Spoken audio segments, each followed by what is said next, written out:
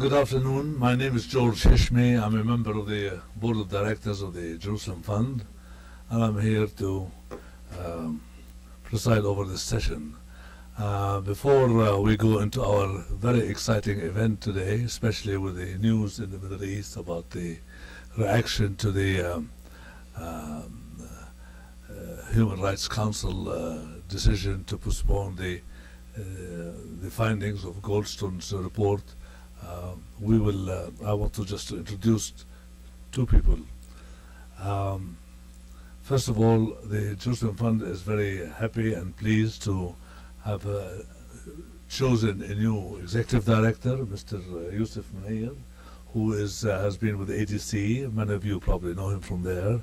A prolific writer, which I'm sure he will help us put the Jerusalem Fund raise the profile of the Jerusalem Fund in the Washington area, if not elsewhere.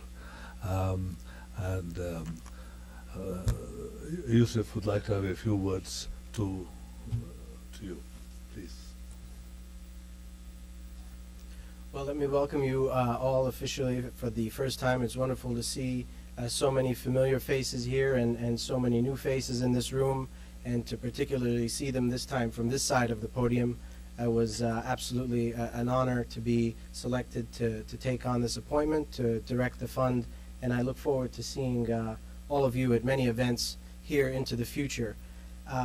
We're here for the Edward Said Memorial Lecture, and I just wanted to take a moment to say a word or two about what Edward Said meant to me growing up. Professor Edward Said, the name Edward Said was commonplace in a Palestinian American household as I was growing up here in the United States, but it was impossible for me to understand why until I heard Edward Said speak for the first time in person. And I remember that very well. That was in June of 2003. I was at an ADC convention, and Edward Said was delivering the most powerful and most eloquent speech that I had ever heard on the Palestinian issue in my life. And I remember sitting in that room, which was filled with several hundred Arab American and Palestinian American advocates and activists, and thinking two things in particular. One, I was extremely intimidated just by the intellect that was coming from that podium. And two, I felt very happy and very comfortable, because just knowing that someone like Professor Edward Said was on our side of the struggle made me feel like everything was going to be okay, and made me feel a little bit better about the entire thing. So despite the fact that bookshelves can be filled by the contributions that Professor Edward Said made to comparative literature and critical theory and post-colonialist thought, perhaps his greatest legacy is the large number of people that he inspired to enter into academia and activism and advocacy for the issue that he cared so much about. So it's an absolute pleasure to welcome you all here today. I hope to see you at many events into the future, and I will have one of our founding board members, Mr. Hishma, do the formal introduction of Professor Falk.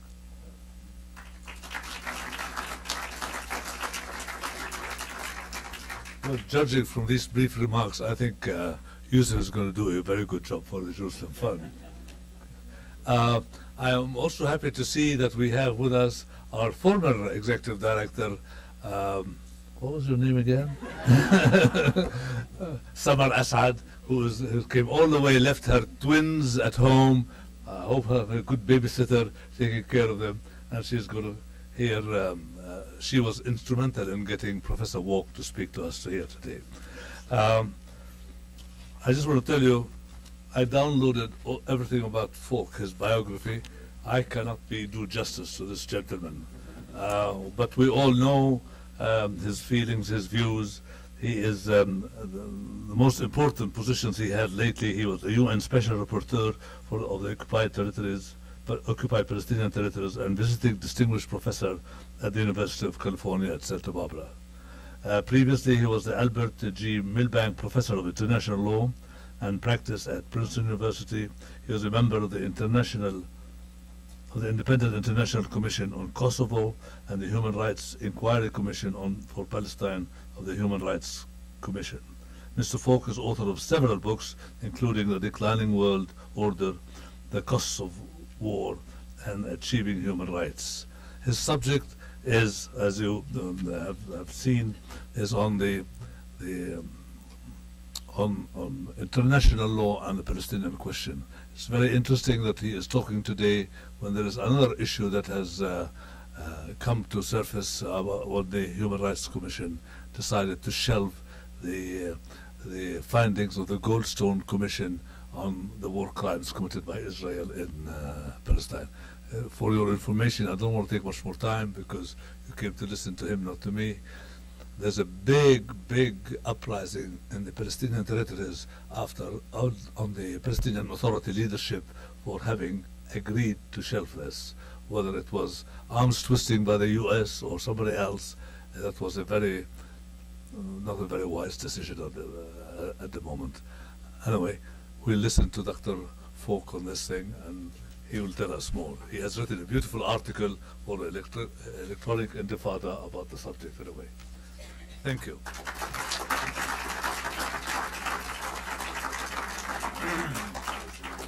Oh, good.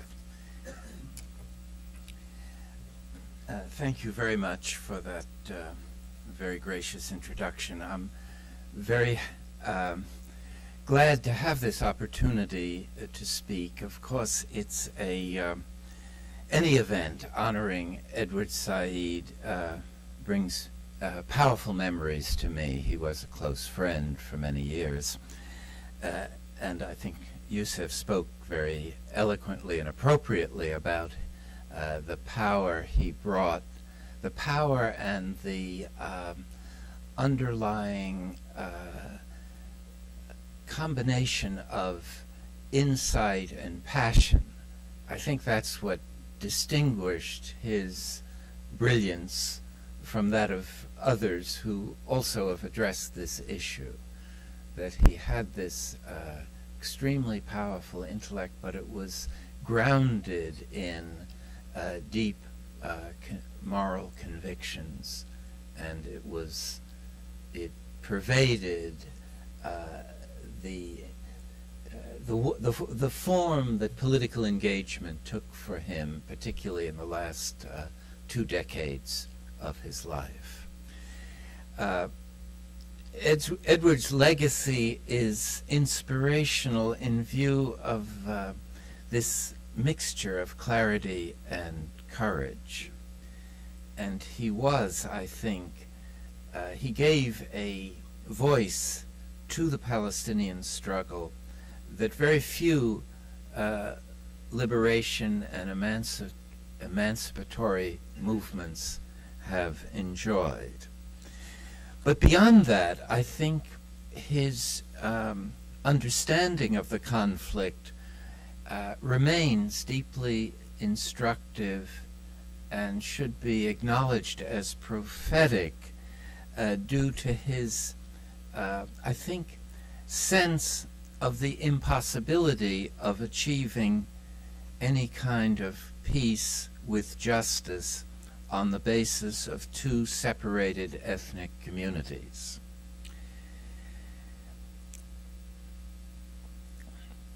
One that was a Jewish state and another that was a Palestinian state. Edward was often criticized for not endorsing the 2-state consensus, which is framed around the given of the Zionist project, to be supplemented at some point by some semi-sovereign Palestinian entity that would be called a state but would lack the real elements of national sovereignty. He wrote a very important essay in 1999 called Truth and Reconciliation,